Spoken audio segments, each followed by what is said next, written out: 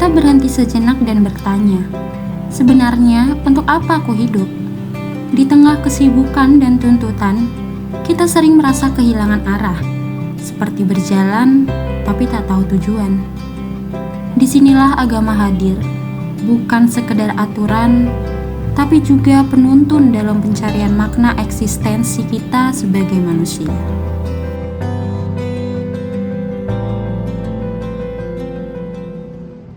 Fiersa Besari pernah mengatakan, masukkan ke kardus, sebuah frasa sederhana tapi penuh makna.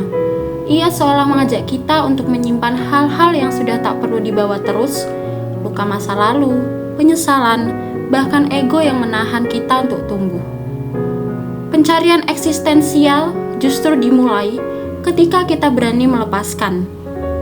Dan lewat agama, kita belajar bahwa melepaskan bukan berarti kehilangan, tapi memberi ruang agar makna bisa kembali tumbuh.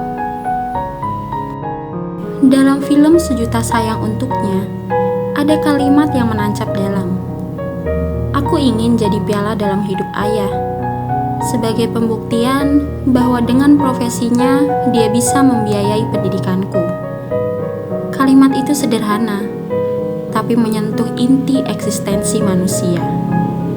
Keinginan untuk diakui, untuk dianggap berarti. Sang anak tak hanya mencari kesuksesan, tapi juga makna dari perjuangan ayahnya. Cinta yang tak selalu bisa diucapkan, tapi nyata dalam pengorbanan. Dalam agama, kita diajak melihat makna terdalam dari cinta itu. Bahwa eksistensi kita bukan diukur dari pencapaian, tapi dari kasih yang kita bagikan. Dalam ajaran Buddha, pencarian eksistensi diwujudkan melalui pencerahan ketika seseorang melepaskan keterikatan dan menemukan kedamaian batin.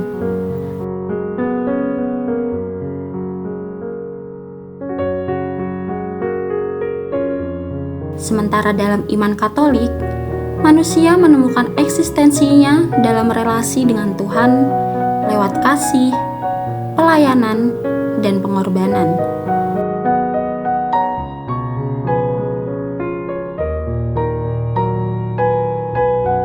Dua jalan yang berbeda, tapi menuju arah yang sama. Mengenal diri, mencintai sesama, dan menyadari bahwa hidup ini bukan milik kita sendiri. Mungkin disitulah inti dari pencarian eksistensial, ketika kita menemukan kehadiran Tuhan, justru di dalam diri kita sendiri. Pencarian eksistensial bukan perjalanan yang singkat.